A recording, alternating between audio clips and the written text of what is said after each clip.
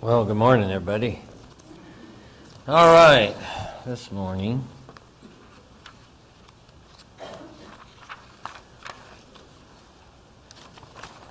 well, this has been the 4th of July weekend. Happy Independence Day, my fellow Americans. And the messages, or the class time this morning, obviously centering around the idea of being free, that, freedom for human beings is something that everyone wants. People just want to be free. I think that was the lyrics in a song a long time ago. People just want to be free.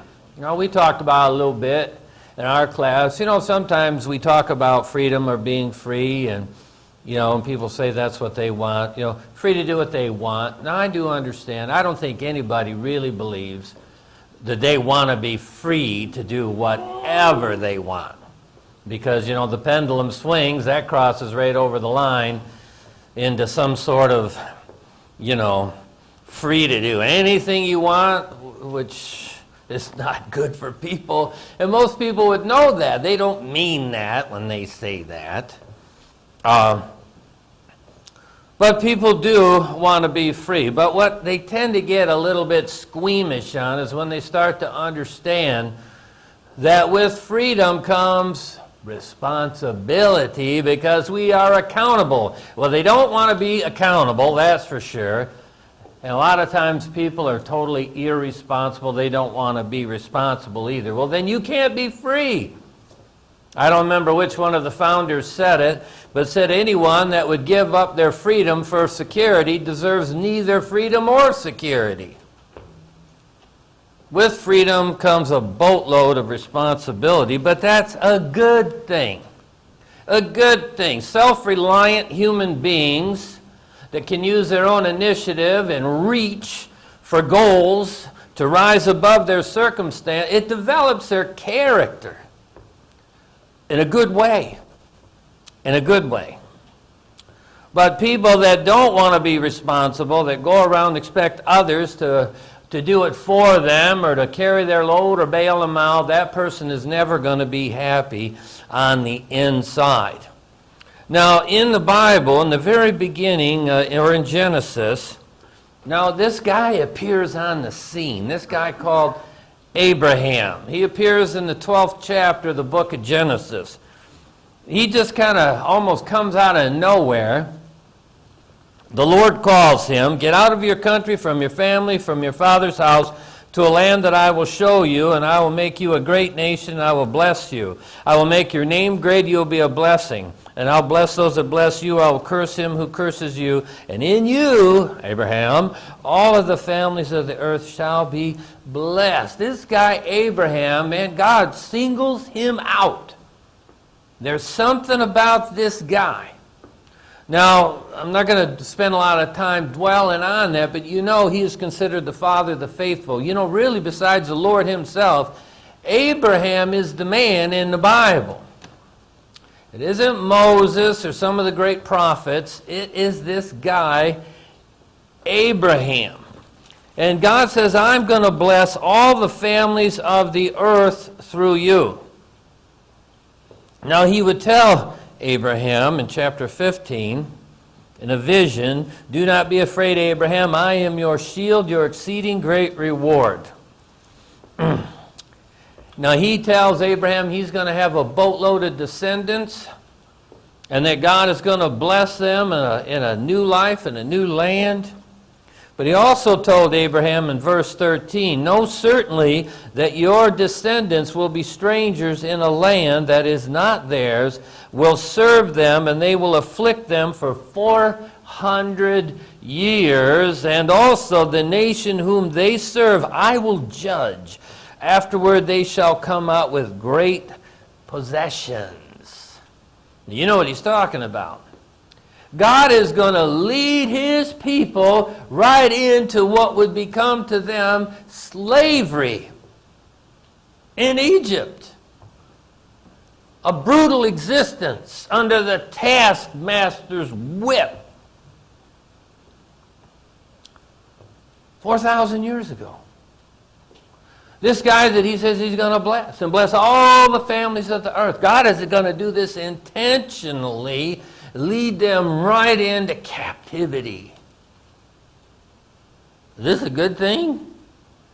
I mean, this is Independence Day, right? We're celebrating independence and freedom from tyranny,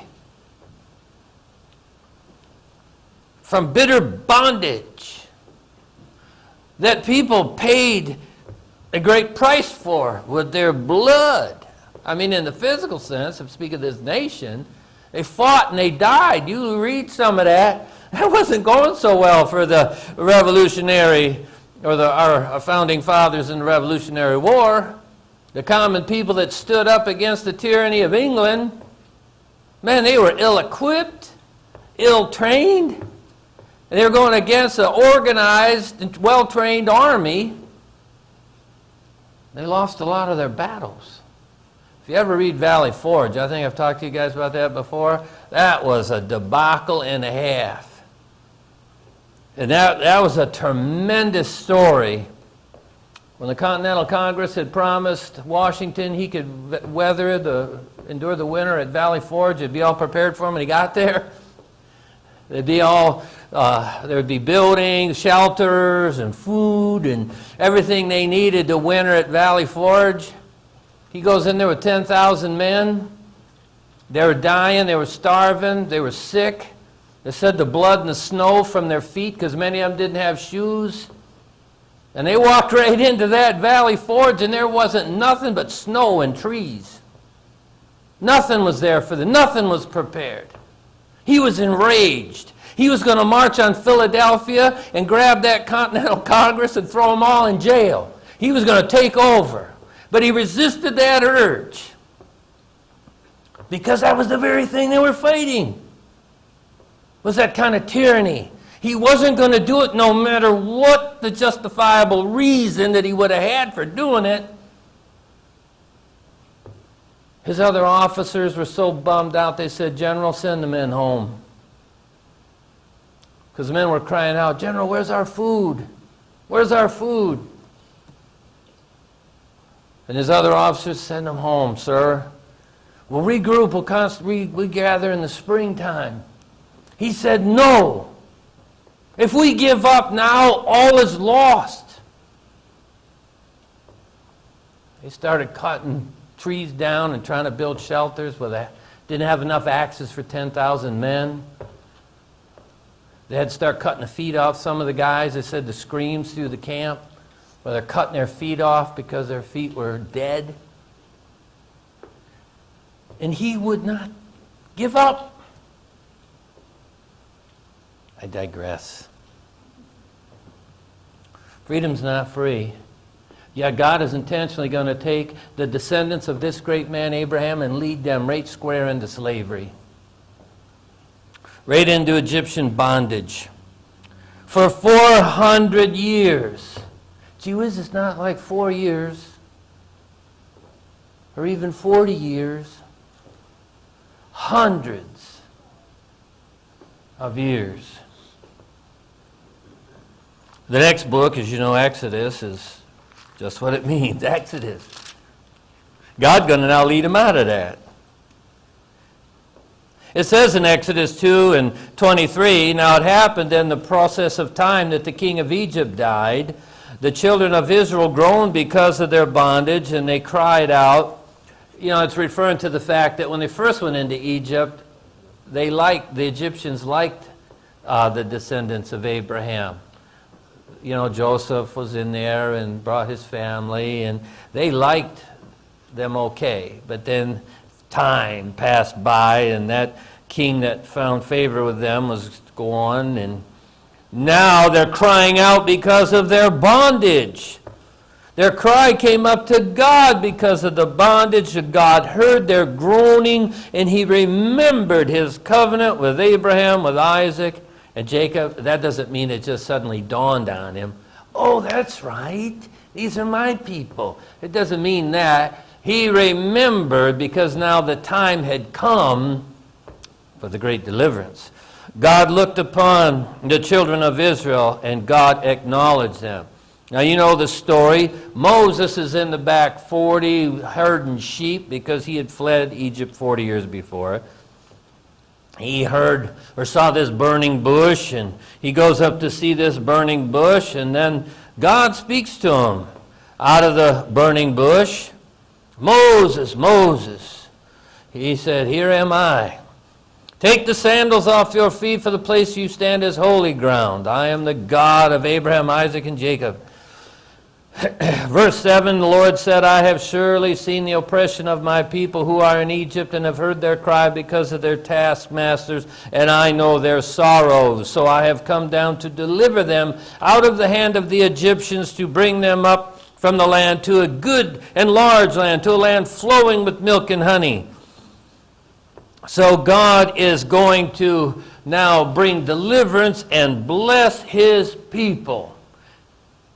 This is what people want, freedom. Been in that bitter bondage, of course they would want to be set free and to be blessed in a large land flowing with milk and honey. Jump ahead to Exodus 7. And God tells Moses, I'm going to send you to Pharaoh. I've made you as God to Pharaoh, and Aaron will be your prophet. In other words, God was going to speak to Moses. Moses would speak to Aaron. Aaron would speak to the people. But he says in verse 4, but Pharaoh ain't going to heed you, so that I may lay my hand on Egypt and bring my armies and my people, the children of Israel, out of the land of Egypt by great judgments. And the Egyptians shall know that I am the Lord when I stretch out my hand in Egypt and bring out the children of Israel from among them. Remember what he said in Genesis 15. They're going to be captive, your descendants, for 400 years, but I will judge that nation that's holding them there and bring you out with great possession. This is all intentional, all by God's grand design. And who's it written for? It's written for our learning. You know, these things just blow our minds when we realize, you know, God works in the affairs of men, in human events. You know, God judges nations now and men in eternity. Okay? God judges nations now. God works all things according to the counsel of his will. What God chose to do over hundreds of years and millennium, setting these things up so that we could have an appreciation. In fact, really, it blows our minds when it dawns on us what God is actually doing. Because as we start to look at the way things work in the nations and in the lands. You know, the Bible talks about God is in charge, but a lot of people don't realize that. In fact, when they look around this world, they don't think anybody's in charge. It's just chaotic and it's just nuts. It looks bad. It looks like a plane crash. Or is it? You see, there's a battle between God and Satan, and between the light and the darkness, between the good and the evil. Now, you're never going to see these spirit things flying around making all this stuff happen. It does play out in the affairs of men. Because when we get to it, I want to talk to you a little bit about what the founders knew and understood and what they gathered together to build. They understood at the time how this works and why it's so important that people are educated and that they are reminded of why it's set up the way it is. Because if you're ignorant of those things, the devil ain't ignorant. He knows exactly what he's doing, and he never slumbers and he never sleeps. And while people just kind of let their eyes go closed and he works, pretty soon, next thing you know, there's a default. For all human beings, it's to the flesh. It's to the darkness. And next thing you know, that's where tyranny lies. That's where despotism lies. That's why when we see things that we think were old history, not so much old history, the wholesale slaughter of human beings. What do you think's happening now in many places in the world?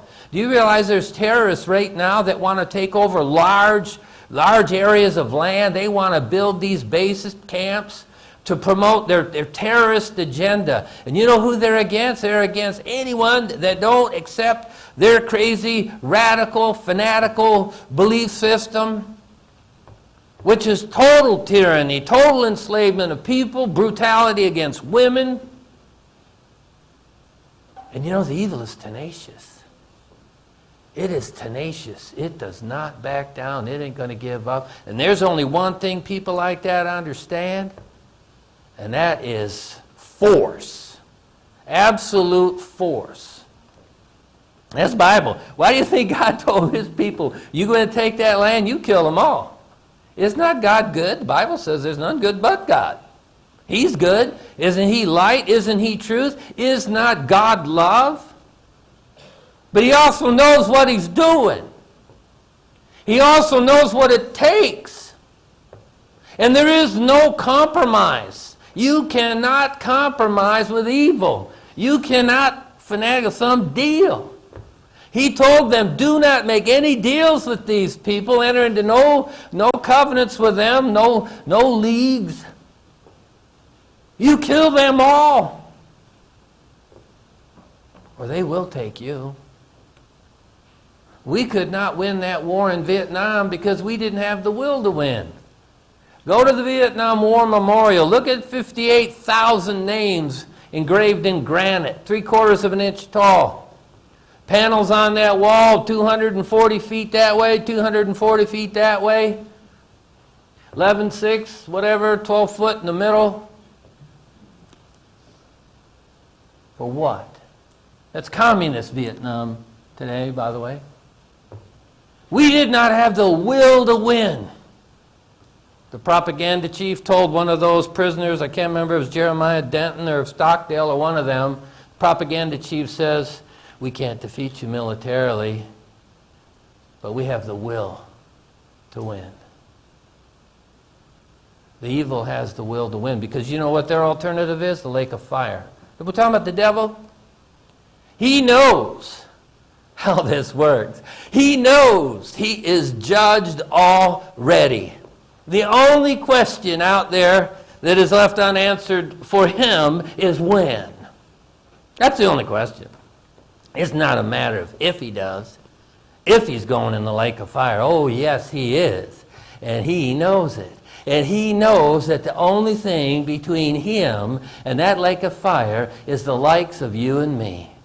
Little scaredy cat, little scumbags, scared of our own shadows, and filled with all kinds of evil thoughts and lusts and depravities of man, that God says, I'm going to take each one of them, those that are willing, and convert them and bring them about into the conformance of the very image of my Son.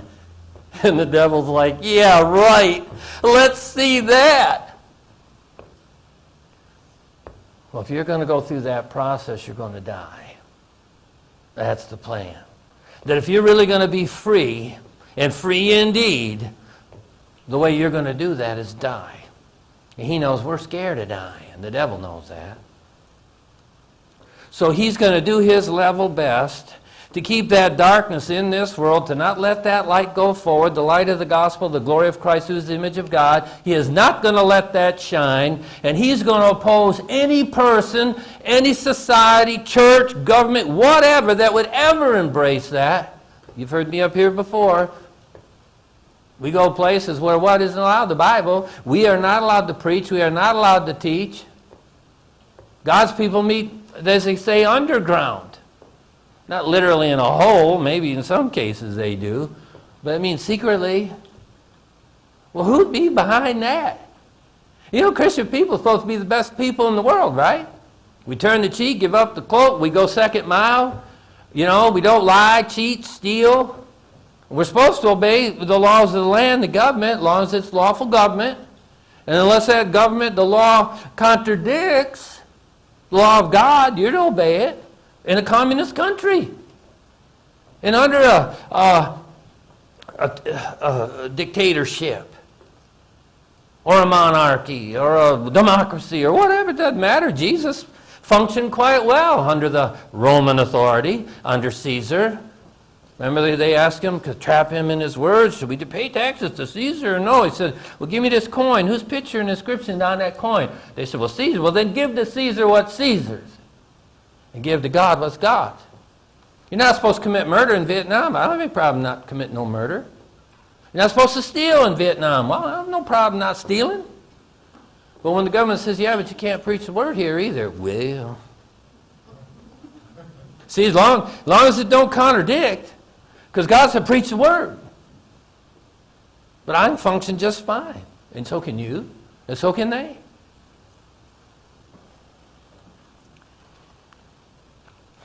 In Deuteronomy 18, Moses was a deliverer. We were reading that. Told Pharaoh, let my people go. God said so. He said, well, who's God that I should obey him? Well, he found out. When Egypt was a smoking hole and the whole army was drowned in the Red Sea, he found out. But in Deuteronomy 18, in verse 15, Moses said, look, the Lord your God is going to raise up for you a prophet, like me, from your midst, from your brethren, him you shall hear. According to all you desired of the Lord your God at Horeb in the day of the assembly, saying, let me not hear again the voice of the Lord my God, nor let me see this great fire anymore, lest I die. He said, that was scaring you to death. He said, well, guess what? There's another prophet coming. Like me. Moses was the deliverer, right? Verse 18 says, I'll raise up for them a prophet like you from amongst their brethren. I'm going to put my words in his mouth. He shall speak to them all that I command him. And it shall be that whoever will not hear my words which he speaks in my name, I will require it of him. When you read the fulfillment of that, in Acts chapter 3, what you're going to see is he says, I will destroy him. Person that don't listen will be destroyed. But that prophet, like me, is what? A deliverer from what? Bitter bondage. Jump ahead. New Testament, Luke chapter 4. In Luke chapter 4, Jesus is going to preach his first message in the local synagogue. Okay, the other Luke 4.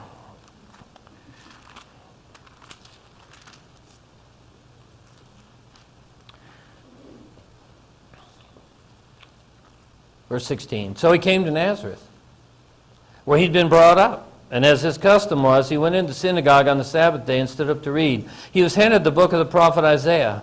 When he had opened the book, he found the place where it is written, the Spirit of the Lord is upon me, because he has anointed me to preach the gospel to the poor. He has sent me to heal the brokenhearted, to proclaim liberty to captives, the recovering of sight to the blind, to set at liberty those who are oppressed, to proclaim the acceptable year of the Lord. He closed the book, gave it to the attendant, sat down. All the eyes of those in the synagogue were fixed on him, and he began to say to them, today, this scripture is fulfilled in your hearing. Freedom had come. Liberty to captives, to set at liberty those who were oppressed. That wasn't to set the people free from jail cells. You know, a prisoner can be a Lord's free man.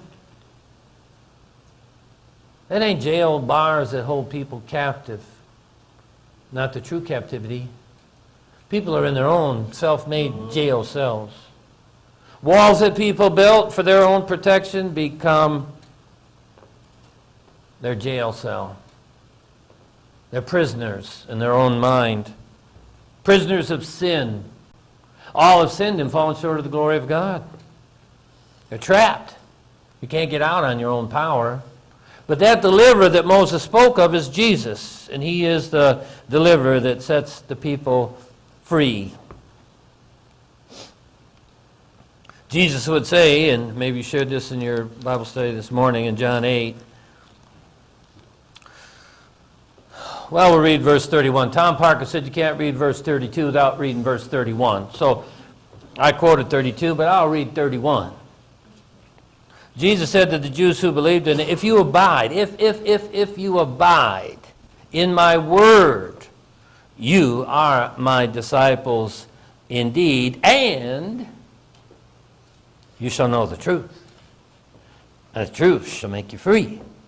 They answered, well, we're Abraham's descendants. We've never been in bondage to anyone. How is it you say we'll be made free? Jesus said, most assuredly I say to you, whoever commits sin is a slave of sin. Slave doesn't abide in the house forever, but a son abide forever. Therefore, if the Son make you free, you'll be free indeed. He is talking about freedom from their old man. He is talking about freedom from what really ails them. Look, you can't be nowheresville. You are either in the flesh or you're in the spirit. If you're walking according to the flesh, then that's destruction. But if you're walking and led by the Spirit, that's life and peace. Because in that system, in the born-again system, in the faith-based system, of in the Spirit, in Christ Jesus, Him dwelling in you, the hope of glory, is the means by which you'll be able to overcome the old man, the sin that ails you, and to be free. To be free indeed. And with that comes the responsibility of being a servant of the Lord, a slave to righteousness instead of a slave to sin in your previous life.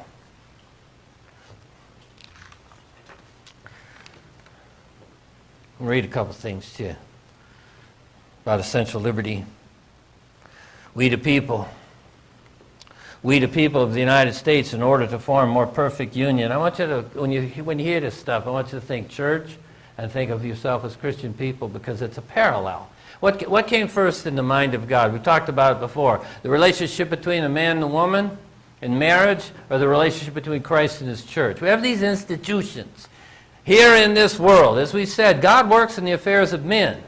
And when you see certain things set up in certain ways, producing certain results, good or bad, you can find a biblical parallel of the flesh and the spirit. It's all by design. And those rules apply, that we need to take heed. You want to reap what you sow, right? Well, then sow good stuff, because you want to reap good stuff. But if you don't want to suffer anything by reaping bad stuff, well, don't sow bad seed. Remember the law of the harvest. You sow it, 1, you're guaranteed a harvest. 2, you're guaranteed to reap what you've sown, everything bringing forth after its own kind. And according to the laws of the harvest, you'll reap more than you sowed. Now, if that's good stuff, that's great. But if that's bad stuff, if you sow the wind, what do you reap? The whirlwind. We, the people of the United States, in order to form a more perfect union, establish justice, ensure domestic tranquility, provide for the common defense, promote the general welfare, and secure the blessings of liberty to ourselves and our posterity, do ordain and establish this Constitution of the United States of America. This is supposed to be a good thing. Isn't that not what God told God's people? Look, if you do like I said, keep my commandments and my statutes, you'll be blessed in the land flowing with milk and honey. Do like I said. It says the Revolutionary War was hard fought and nearly lost on many fields. Man, look at the scripture. Look at those epistles. Man, they were toe to toe, weren't they? It was a battle. Why was God's people numbered in the book of Numbers as armies? Because they were going to have to fight for their new abundant life.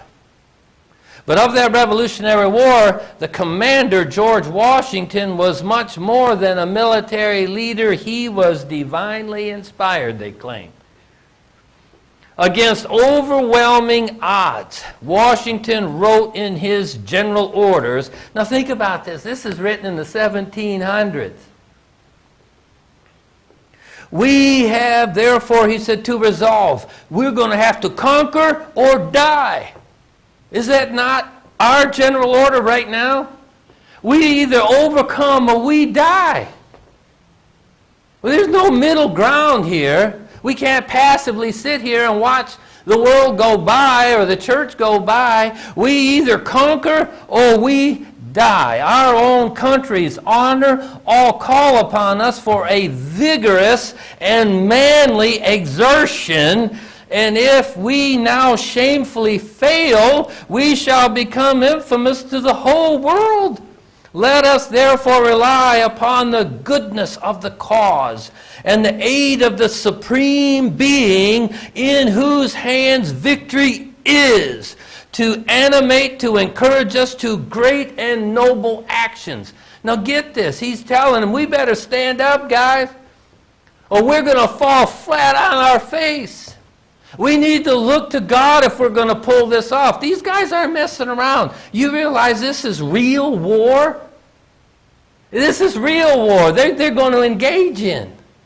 Like over 8 years worth. And they lost most of the battles. And like I said about the Valley Forge, that's all in front of them.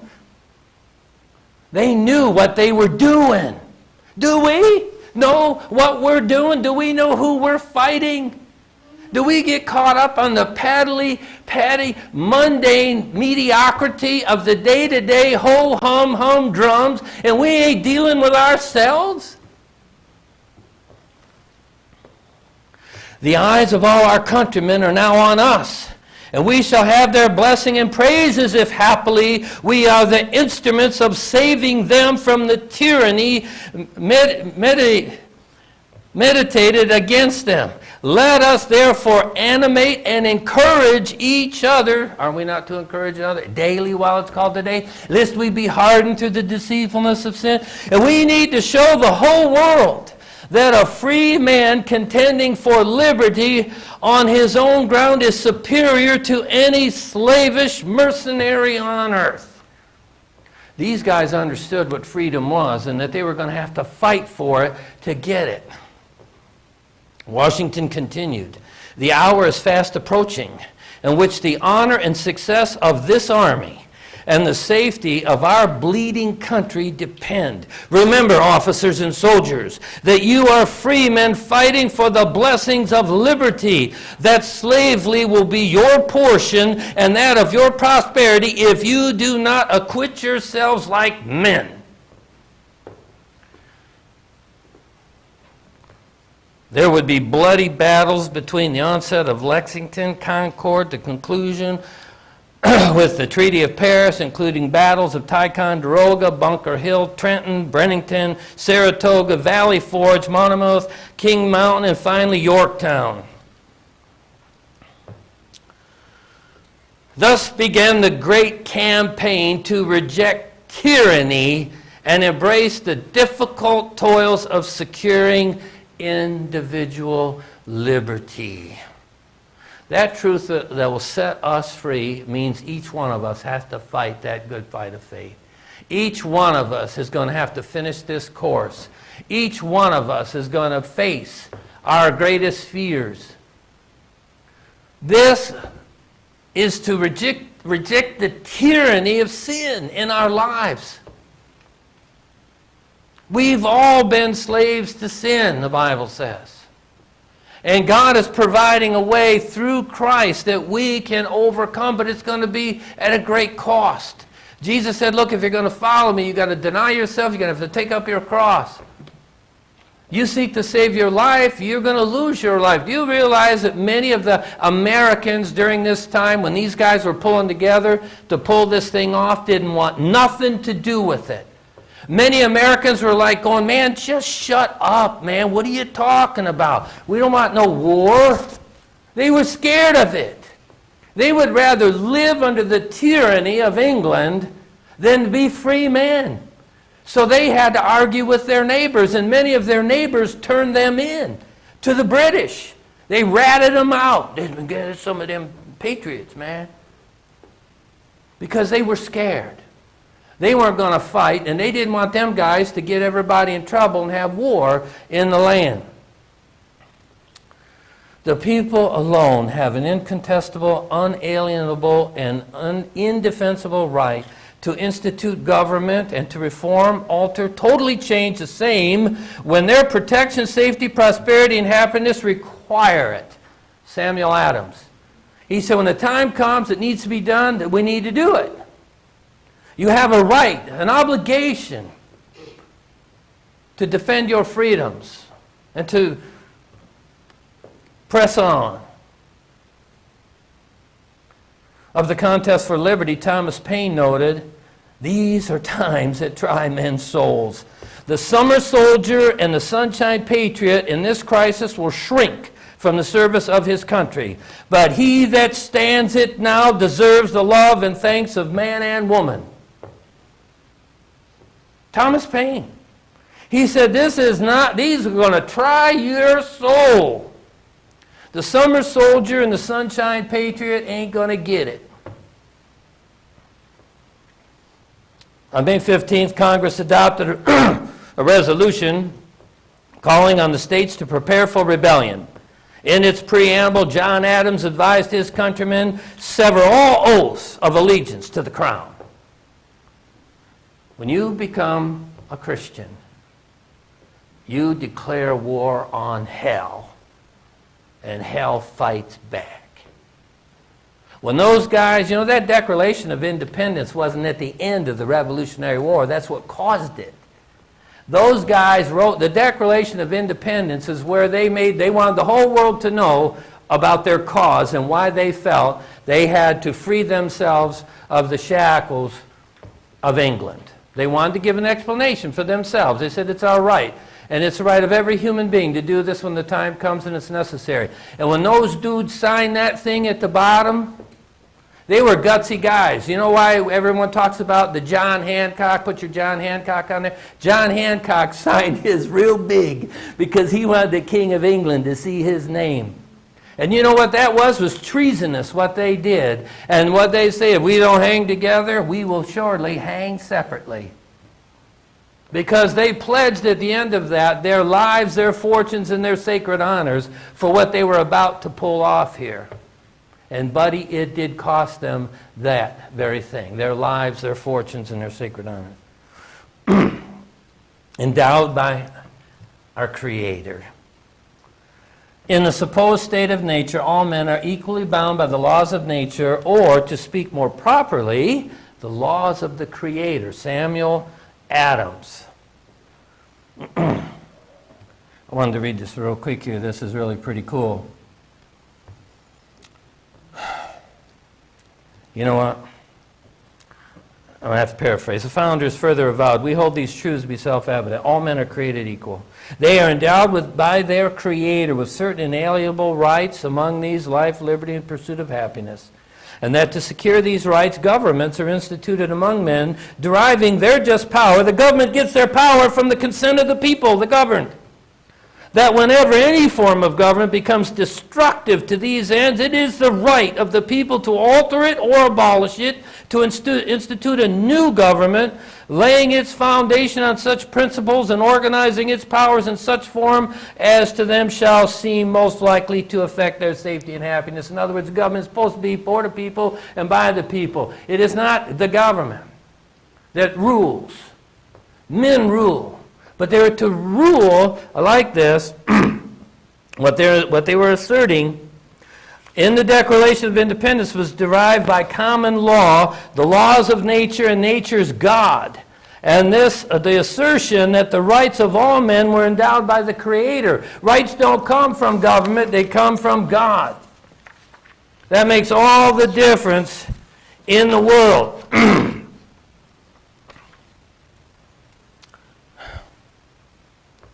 This guy, he was a judge.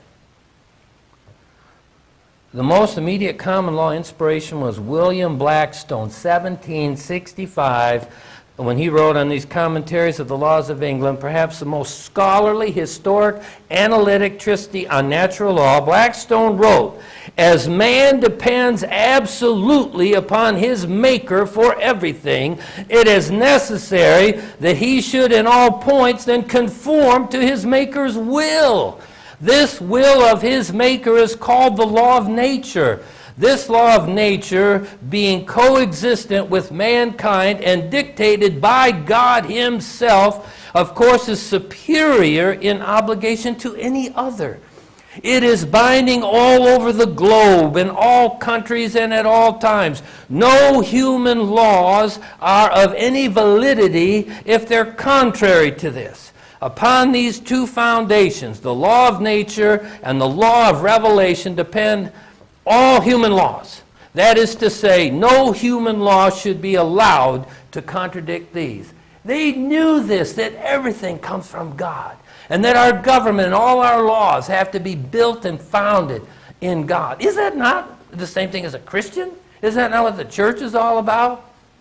In fact, it was Washington, I didn't write it down. Washington said about the character of the patriot, is highly esteemed as that is to be, but there is a greater character, the character of Christian, far superior than anything else.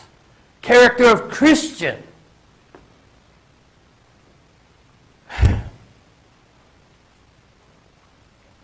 Conquer or die. These are trying times to test men's souls. War is an ugly thing, but not the ugliest of things. The decayed and degraded state of moral and patriotic feeling, which thinks that nothing is worth war, is much worse. The person who has nothing for which he is willing to fight, nothing which is more important than his own personal safety, is a miserable creature and has no chance of ever being free unless made and kept so by the exertions of better men than himself. John Stuart Mill, 1868. Some things are worth fighting for. The cause of Christ for which we are about is worth fighting for. But that will never happen if we don't fight the battle within ourselves first. If we don't defeat our old man, we're never going to be able to go forward and win any other battle either. Because we have met the enemy, and the enemy is us. This is God's way. The captivity that God foretold to Abraham in Egyptian bitter bondage is just simply a foreshadow of the captivity that every human being, man and woman, face. Captivity of sin. Shut up under the jailhouse of sin, on death row, wages of sin being death. But Christ who came to set us free, to set the captives free, to proclaim liberty. And the Jews didn't understand freedom from what? Freedom from that old nature. These founding fathers of this nation understood that true freedom, that is what has caused that this country, the United States of America, has put more Bibles and so-called missionaries in every nation under the sun. It's because of the exertions of those individuals back in the 1700s that signed their name to that paper and gave us the freedom to do that. These freedoms are under attack. And sometimes the people love to have it so. We give up those freedoms for the name, for security. When government expands, freedoms contract. It's a despotism, it's a tyranny, it's a soft tyranny. At the first becomes a strong, hard tyranny later. When they come after you now personally, disarm you, and take away your freedoms completely. That happened to Israel. That happened to the Christian church all through history, and that's going to happen to us now. But each one of us has an obligation to first be free and free indeed from what really ails us, the captivity of the sin, the weakness of the flesh in our lives, to be those overwhelming conquerors, to be able to go forth conforming not only to the character of the great patriots, but the character of the Christian will make the great character of the patriots, first and foremost. So I want to be sharing some more things on that in the future, because we really do need to understand those things. Because if we don't know those things, if we're ignorant to those things, then we're wide open and vulnerable to the slow-moving, tenacious evil of the darkness, the god of this world, to continue to keep us as prisoners and slaves to sin. Thank you for your attention this morning. And all happy independence.